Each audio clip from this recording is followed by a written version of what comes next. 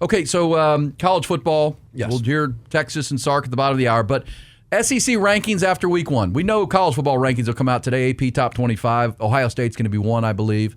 I would argue LSU should be number 2. But I agree. Penn State will probably stick at 2. Then LSU 3, fine. Yeah, right. Ohio State was the most impressive. LSU 2 or 3. Texas will tumble to 7 or 8. Notre Dame, you don't move much if you're Texas and you lose on the road to a team you were an underdog to. Right. And you were a one-score game. But so as far as the SEC rankings, because this is something we'll do each Tuesday coming out of college football, but I think the best team that I saw this weekend, LSU had the best win, but Georgia is, until somebody beats Georgia, they're the top team. Right. They won the SEC last year in a down year as they beat Texas in overtime. And they beat Marshall 45-7. Gunnar Stockton looked good. Zachariah Branch looked massive really good offensive too. line.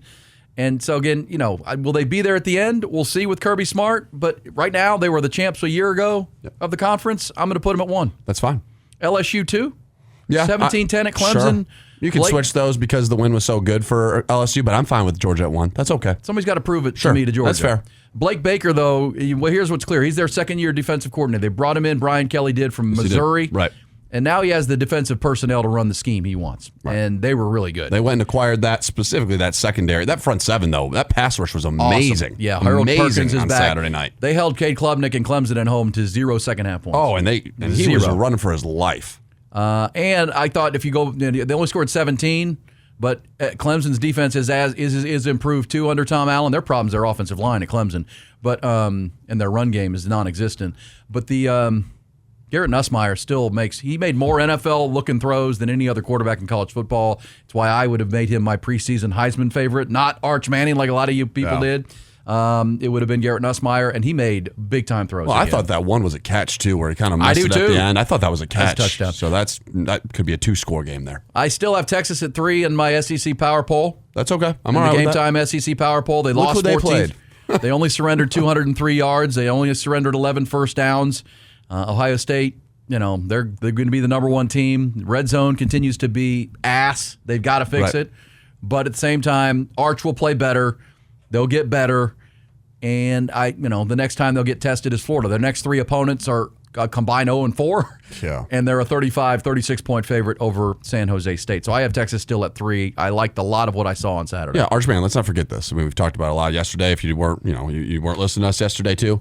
This was his first throw on the road ever he's ever thrown. Yeah, that stat right there just alone is like, come on, let's just. And we knew that going in. Right. Now, come again, on. was I surprised at how inaccurate he was? Oh, yeah, I think we all were, But right? in hindsight and calm down, I think we understand what led to it. We'll hear Sark talking a lot about of ball that left. But I still have Texas a lot at 3. of ball left. You know what I'm going to put at 4 right now based on what I saw is Florida. Okay.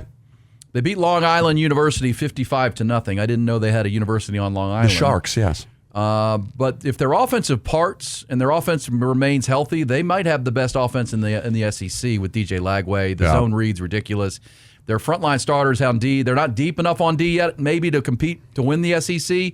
Their secondary is still a question. And remember, last year Quinn Ewers put 5 touchdowns on that team. They were banged up too, but Florida, their offense can be special. Yeah, I like South Carolina here too as well, probably next D. I thought that was an impressive win, what they did in the second half specifically. The defense showed up, and Lenore Sellers. Well, I have South Lenore Carolina Sellers. at 6, even though they beat Virginia Tech. I know it was 24-11, but a punt return was in there. It was. They also went down and scored on their first drive. But what I saw, Lenore Sellers, on the surface, he makes them a top 4 SEC team anyhow, maybe a playoff team, but their O-line struggled in that game. Yeah, he was running around Their a little bit. O-line was a mess in that game, and they had one drive early. They had the big deep ball late to Nick Harbor, and they had the punt return. But it wasn't like they were consistently moving the ball. It was stalling out in the middle of the game, yeah. And that really was about their O-line and their run game. So a lot of work to do. I'm going to put Ole Miss at 5. Yeah, they smoked Georgia State. Thank you.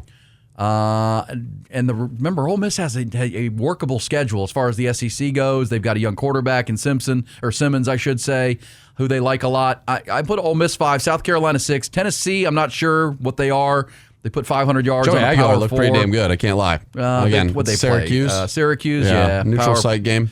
A&M. I'm putting them at 8 right now. They scored 42 against UTSA, but they didn't run the ball.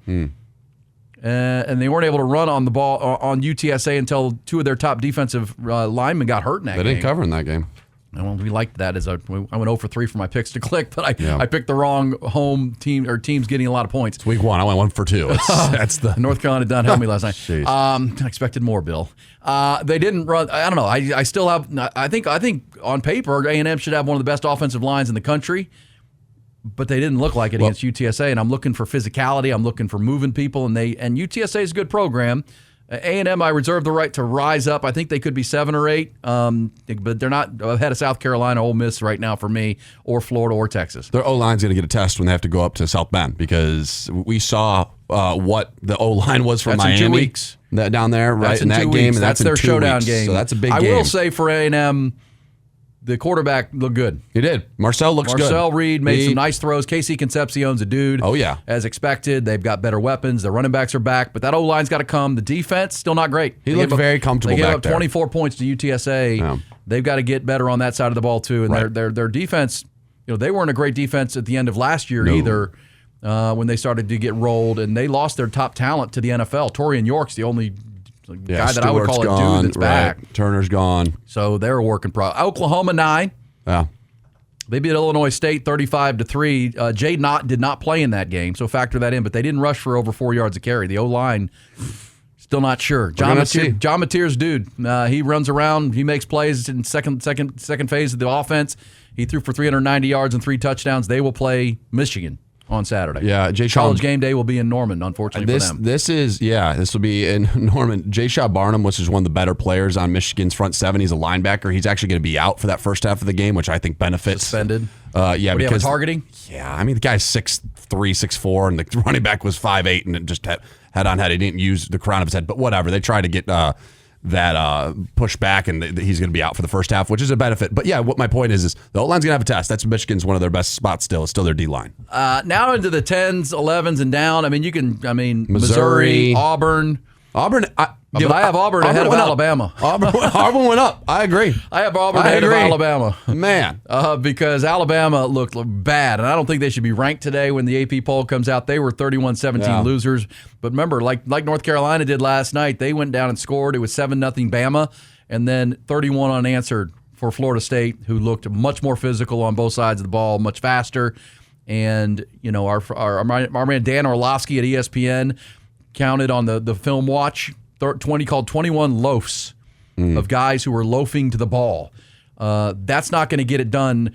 Let's hear from Kalen DeBoer on that conversation. Kalen DeBoer was, obviously, he's already under fire. He's already lost 4 times in 10 matchups against unranked teams at Alabama. Nick Saban only lost 4 times against an unranked team in 128 games. Yeah, and there was a 100-game stretch there where he did lose. Here's Kalen DeBoer on trying to explain this whole fiasco of Saturday. You mentioned the great week before the game. Just how much do you self-scout the preparation before games, and are there times as a coach where maybe you notice during the week that things might not be going the way that you want them to? You said, what do you mean, great week? A great week. You said a great week of preparation. For this week, you're saying, or are you referring to last going week? Going up to Florida State before that game. I said that? You said that, yeah, before. Oh, just, yeah. Okay, all right. What do we got, Laurel and Hardy here? Who's on first? Right. Did I say that? No, I said that. You said that. What? I said that? Are you saying I said that now, or when did I say that? Did I say it today? I think it's fair to say his cage is rattled. Here he is. Yeah, I think our guys did. Defensively, I felt like that we were pretty honed in. Gone back and actually looked at the practice film on some of the reps that we took that were pretty much identical to what we saw, and just trying to figure out, why were we one step, or what, why was our communication just a little bit slower? So all right, so Kalen DeBoer trying, man, trying. Well, lack of effort was part of the reason of that, and that's something you're not used to seeing in Tuscaloosa. Well, can I play something else for you? We hit it off the top in our opening tip last hour, but Nick Saban on that that pregame show last night. He used to coach at Alabama. Right. Nick Saban. By the way, they talked about North Carolina for the first 50 minutes of the pregame, and then finally started to mention TCU. Shame on them.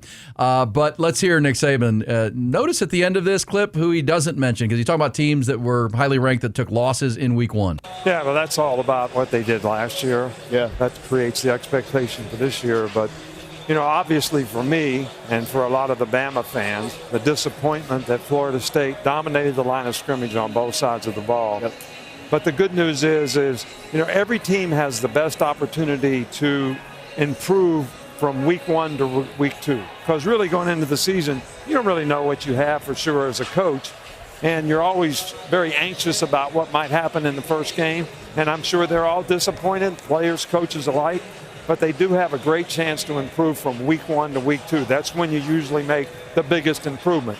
LSU, Miami, and Ohio State all really impressed me.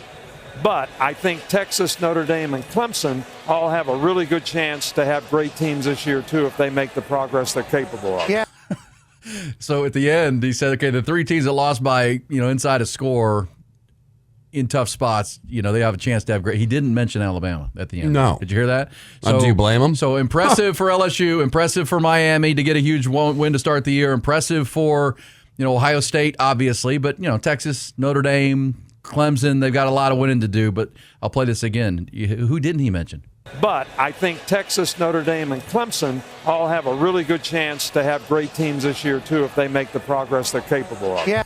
Didn't mention Alabama. 1-score game. That score game for Alabama was what, 4-5?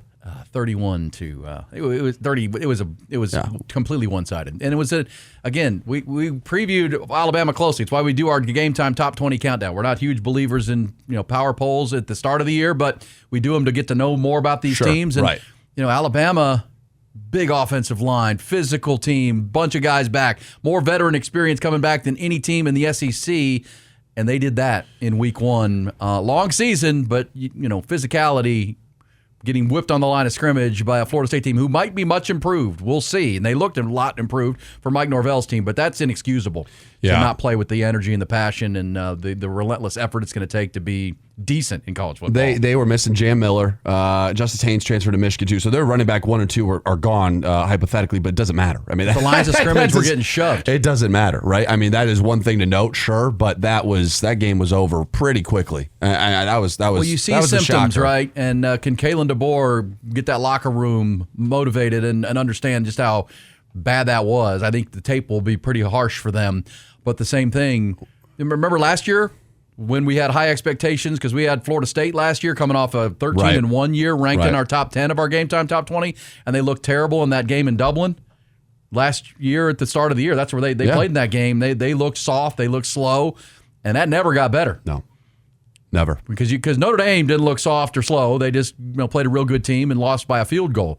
Texas, we'll talk about coming up. Clemson's going to be a good football team. Alabama looked bad. Yeah. Like bad. That's a problem.